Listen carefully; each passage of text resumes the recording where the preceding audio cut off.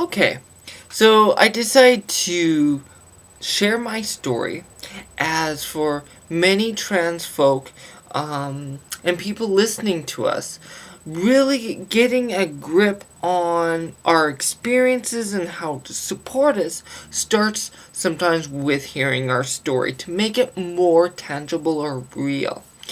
And so here I am, gonna dressed as me to show you, but also to share that story. Um, and so the best way to do that is just start right from the beginning. I grew up in Red Deer, Alberta. Actually, rural Alberta, Stettler. I felt like an outcast, that I didn't belong. I knew that there was something different about me, but didn't know quite what that meant. And it was kind of this thing where there was no models out there, so how could you relate? How could you connect to that piece, right? A lot of people called me gay, fag, those kind of things didn't connect, you know, and in high school, often people try and pick on me, take me out for fights, and of course I wouldn't have it. I hid in the library. It was a very scary time for me. And college was the first time I had my first relationship, starting to really explore my sexual orientation and sexuality in general. And so I finally decided, okay, going to make a change here.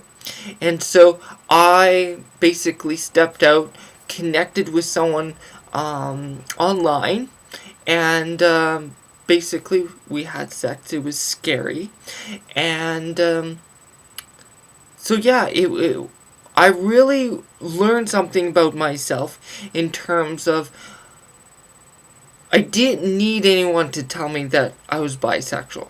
Okay, been bi-curious before that, had some supportive friends, but I needed to find out, which is why I did that. But I felt really sick because I was not attracted to this person. I was only there for the experience, and plus there was other things I sure learned about in terms of safer sex, those kind of things. And that really impacted me, my understanding of me being bisexual.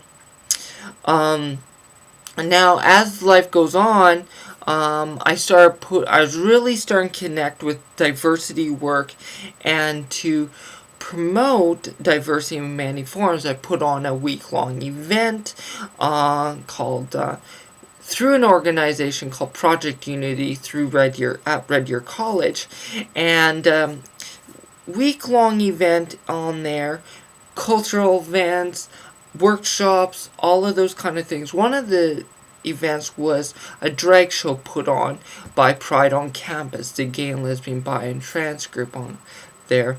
And every year they put on a drag show which aligned with what we were doing. So I decided I would perform, and I had not identified as trans or started exploring at this time, but I felt that if other people was going to be themselves, I needed to step out and risk. And so I decided to perform.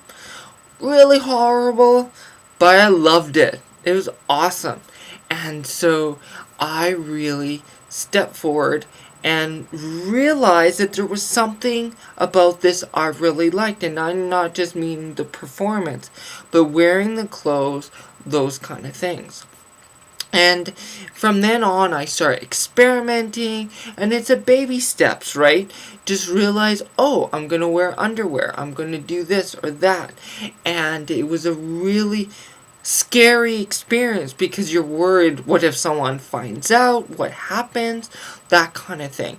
So it's really, really starting to evolve over time, and it's only been recently in Vancouver that I started using hormones and really going that direction.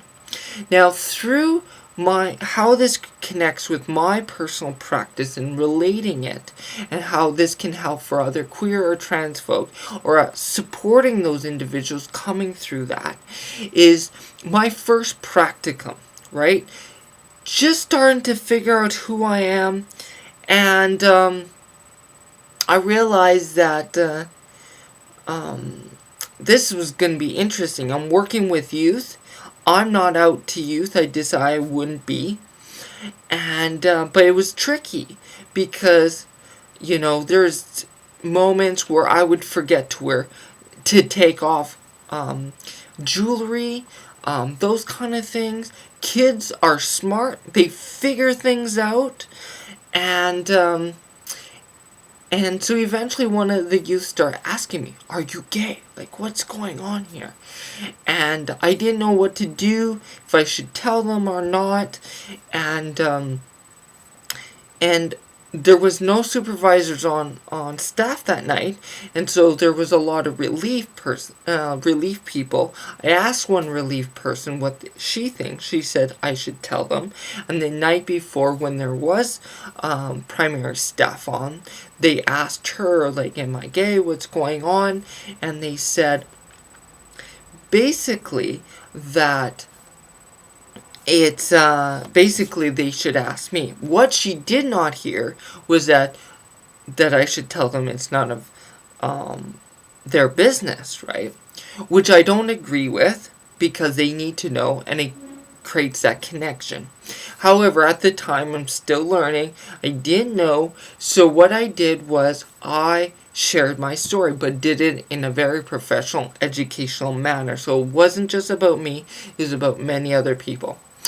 The girls were okay with it. The guys got a little bit weird, and it was crazy, right? I was creating a camp out for all of us, and now they didn't want me to come. I was really disappointed, to be honest. I was looking forward to that. I put this all together, and now they don't want me to come. And so anyway, after a few days later, my supervisor, she came back from holidays, and she asked me what was going on. Not angry, just wanting to know what happened. And I told her. The supervisor pulled me in. Now, not the supervisor, but the manager of the youth organization, and he basically wanted to hear my side, and also to tell me that it's important that we coordinate on these things, absolutely. But one of the things he said was, being gay or trans is a choice, and it's not, right?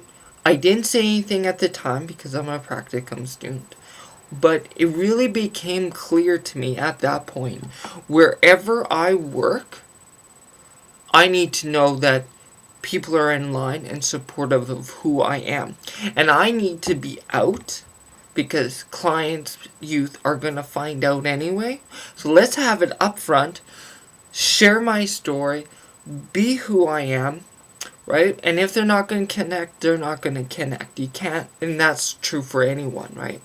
And so I really want to share that in order to say, okay, this is what happens in the professional world. Since then, I have trouble sometimes getting employment because of who I am. They're not sure where I fit, right? But I'm really confident about my skills and my values in order to share that with other professionals, right? I think that's about all my story. It really comes down today, using who I am and my unique ability and my experiences bring me into my professional world. And when we help clients connect to that story and where they want to go, then we're going to be successful as the helper, and for them as well. Thank you.